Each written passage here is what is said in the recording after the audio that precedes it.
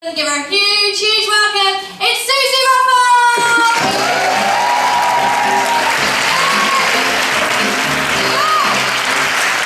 Hello! Oh, it's such a privilege to be here with you this evening, it really is. Mainly because I've had a bit of a shit week. Sorry to start on a low. My best friend broke up with her boyfriend, and I've had to listen to that all week. I feel sorry for her, but she is a bit of a nightmare, so I sort of agree with him, so it's awkward. It is, but he broke up with her, which makes it really difficult, and he said the reason that he wanted to break up with her was because he thought they wanted different things from the relationship. And I do understand where he's coming from, because when I was 20, I had a boyfriend, he wanted us to get a mortgage, he wanted us to have kids, he wanted us to spend our whole lives together, whereas I, on the other hand, wanted to shag women. I don't know if you can see it. There's a really subtle difference in the two things. We both wanted a hottie, and I can see there's quite a few in, so thank you.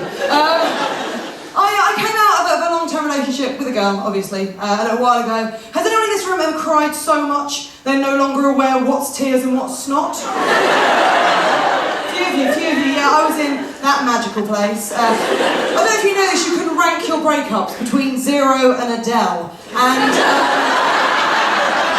mine was both albums, it was really bad. So I decided what I needed was my mum and dad. You know, I'm 26, but when something goes wrong, I need my mum. And so I thought I'd get the train home. They live in Portsmouth. And I cried the whole way back, and when I got there, my dad was waiting in his car for me. And I looked at him, and he just sort of stared at me for a moment, and I'm his little girl, I'm the baby of the family. And he said, "Oh."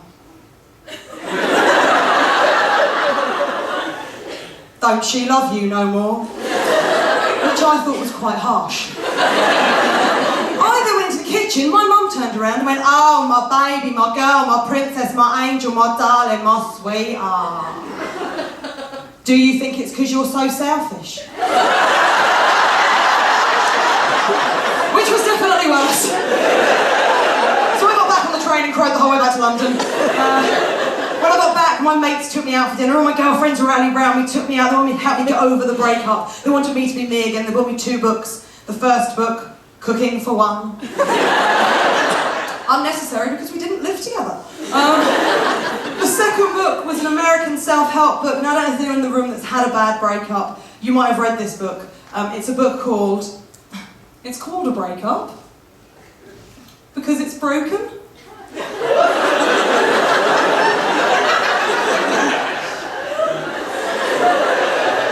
It's called A Breakup because it is broken.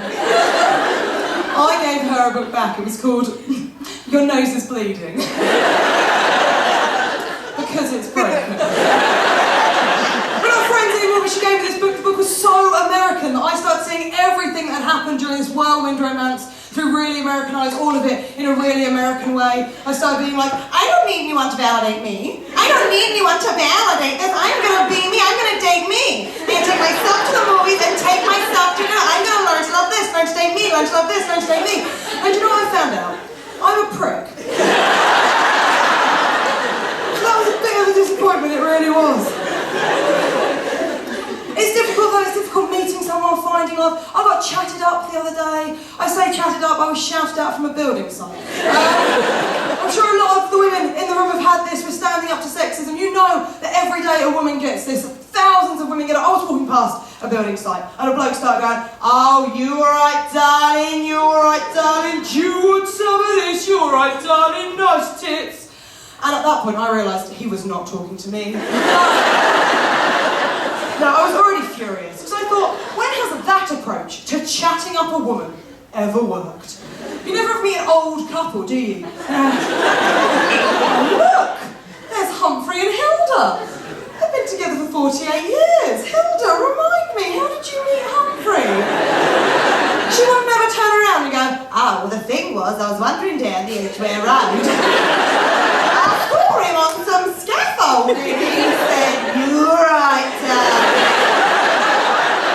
I'll say please, thank you.' He then popped in one of them.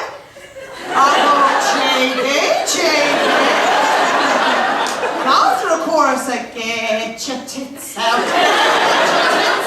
get your tits out for the lads,' we were engaged.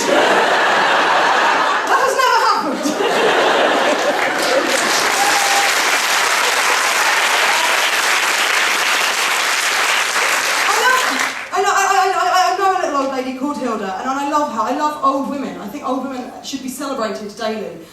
Yes, one clap, more clap, I think it's wonderful, and I also think it must be, I can't wait in many ways to be old. So I think constantly, in our society, we constantly be told how to look, how to dress. You know, Grazia is telling us this, OK is telling us that. We need to look a certain way so that we're acceptable. And I think you get to an age where you just think, fuck it. And I can't wait for that day. And if any of you need any more convincing, go down to your local leisure centre. If you go down to your local leisure centre, there will always be one old lady in the changing rooms, completely naked. No matter what time of the day it is, she's there, she's lotioning. I've started to think that she lives in a locker and waits for me. Hello! Here I am. She has a bush that rivals Kew Gardens. Just massive. She can keep things in there, she can count for her locker. She has her swimming costumes and inside it. She was on her way actually to an aqua aerobics class. Now before I joined this leisure centre that I go to now, I'd never heard of aqua aerobics, I didn't really know what it was, so I thought I'd go and have a look. And if any of you don't know, what it is it's old ladies slow motion dancing, immersed in water. And at my gym, they thought they'd couple this with hard house dance music. So the music on was something like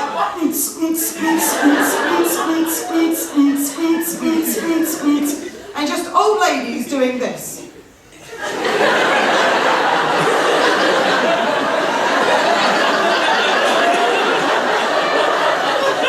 was like a rave scene from Cocoon. But there was a little old lady at the front, she wasn't really getting the move, she wasn't getting it, and the woman that was leading the class was quite angry about this. She started laying into her. She was going, Betty! Betty, look at me! Betty, look at me! If you don't work harder, you will never make it into intermediate. And I looked at Betty. And Betty looked about 104. I thought, Betty's going to be lucky if she makes it home. If you had swapped water for formaldehyde and popped it in the Tate, it would have been Damien Hirst. It was a piece of art. It really was. Lucy was talking earlier about sort of the sexism we face sort of daily in our jobs, and I just thought I'd kind of end with a story about that. I was on my way to a club. I had two sort of incidents of sexism. Firstly, I was on my way to a club, a comedy club. I was doing a gig there, and I was walking down the street, and a car pulled up alongside me. A guy leant out of the window, looked at me, and said, "Oi, faggot!"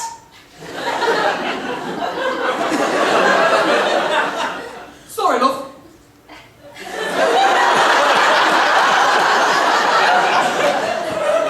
Wait a minute. Fuck you, dyke. That's nice. I want to be homophobic, but I also want to be precise. Divine.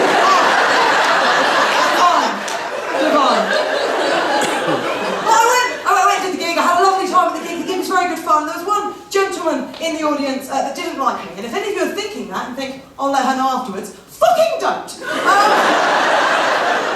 This massive bloke came up to me afterwards. He was like a shaved Chewbacca.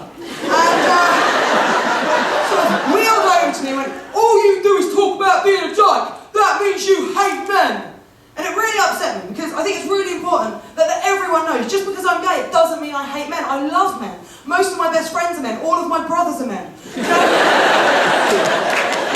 I get on with men really, really well. I just don't like sex with men.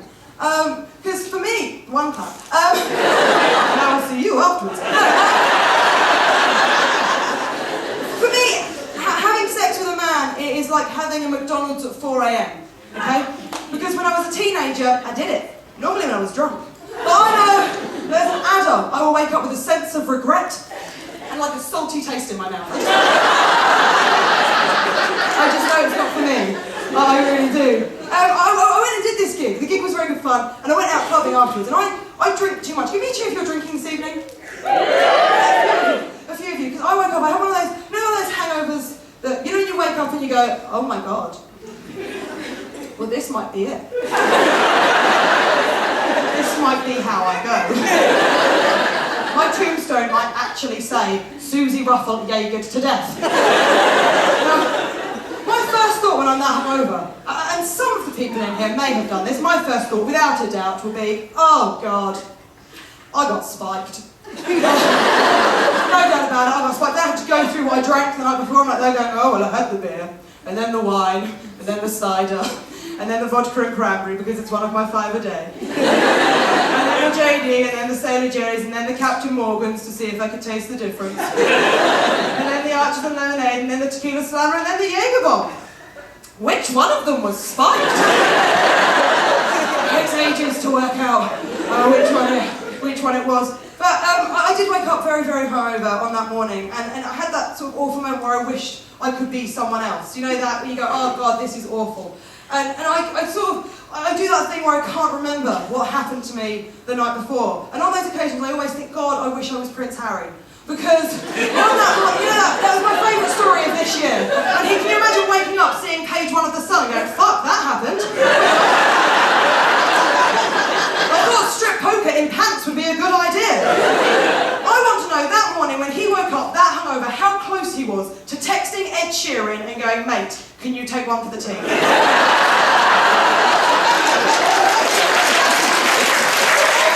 Ed Sheeran, Rupert Grint and a Push Mick Hucknall. Anyone can tell whether you take this. This has been delightful. You've got a great night ahead of you. My name's Suzi Ruffell. Thank you very much. Good night.